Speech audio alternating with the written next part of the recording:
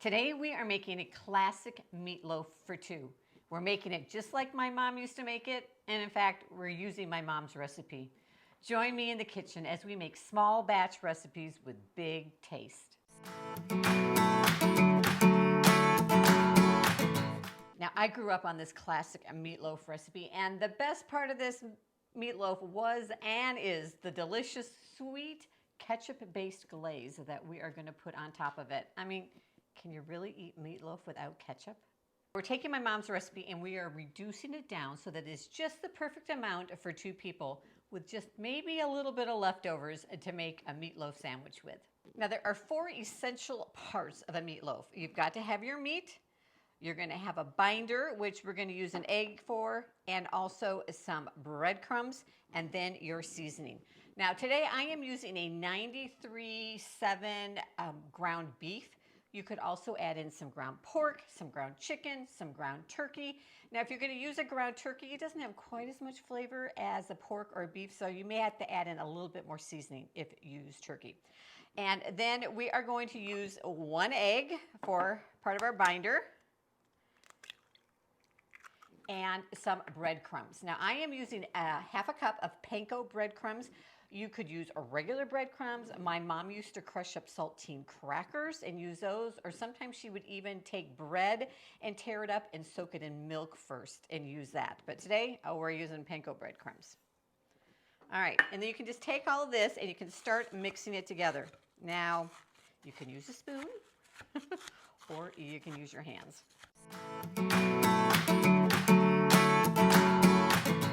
Now, if you've ever had a dry, crumbly meatloaf, it's because there wasn't enough binder in it, which is what that egg and the breadcrumbs are. And the other thing that we're going to add in now is our seasoning. And this is where you can get creative.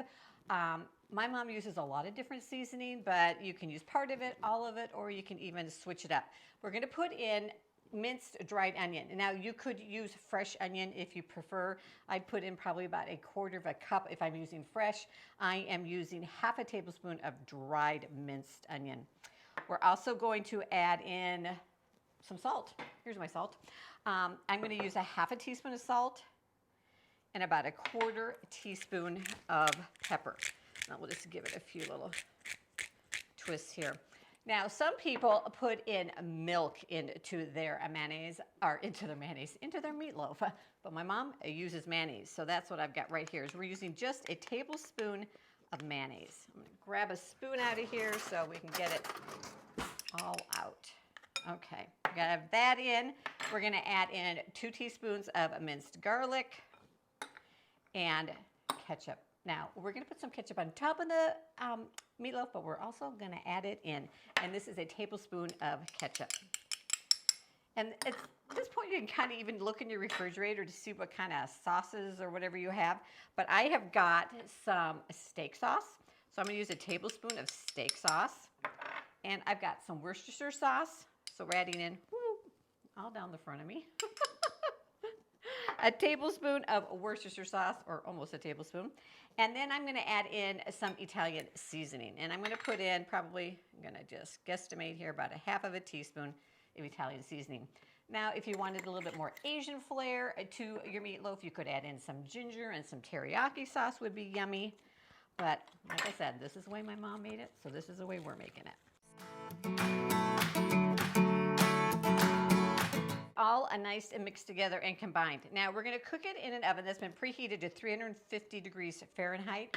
And I'm going to use just a foil covered baking sheet. You could put it in a baking dish. Now, if you use hamburger that has a higher fat percentage, like 80-20, you're going to have more grease come out as the meatloaf cooks. So if you're doing that, or even a higher percentage of fat, you might want to use some type of pan that has a rack that you can set the meatloaf on so that all that grease and oil drains to the bottom and your meatloaf isn't sitting in that as it bakes. So, all right, now you're going to have to use your hands. Washed my hands. So we're going to divide this into 2. Now, you could also use a little mini loaf pan if you want. But here's the deal. I like to have as much surface area exposed as possible because that gives more space for that yummy ketchup glaze we're going to put on it. So I'm just going to shape them into little loaves here and put them on my baking sheet. And the foil just makes cleanup a little bit easier. You are going to get a little bit of grease even with a 93.7. Obviously, there is still some fat in there. So you just don't want it sitting in it. So use some kind of drain pan if you've got a higher percentage. All right, now we've got, let me go wash my hands. Right, our meatloaf's formed, ready to go into the oven. We're gonna bake it for about 25 minutes at 350. And then after that, we're gonna crank up the heat to 400 degrees for about another 10 minutes. Then we'll pull it out and glaze it. All right, so into this 1/4 cup ketchup, we're gonna add a tablespoon of brown sugar and then some balsamic vinegar. Gives it such great flavor. And we're using about a 1/2 tablespoon of that, and I just like to kind of eyeball it. All right, we're gonna mix that up, and then, so after that meatloaf has cooked at that higher heat for about 10 minutes, we're gonna add the glaze and put it on and cook it again, probably for another 10 minutes or so until the hamburger gets to 165 degrees. Turning up the heat like that helps that glaze to kind of caramelize and get so yummy and gooey on top of the meatloaf.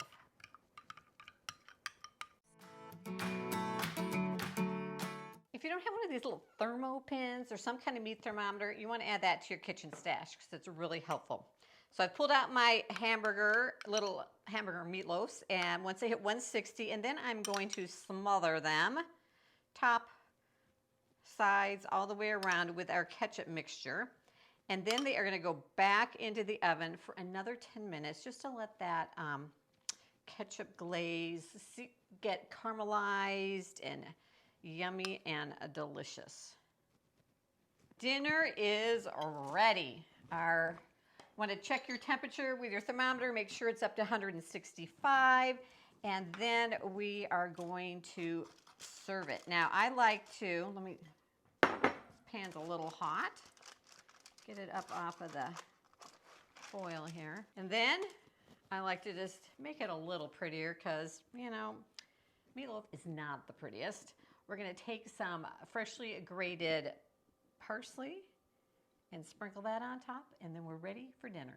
I don't know about you, but for me, meatloaf is a pure comfort food. Takes me right back to my childhood. It's nice and moist and flavorful and delicious. Thanks for joining me in the kitchen today, and I'll see you in the next video.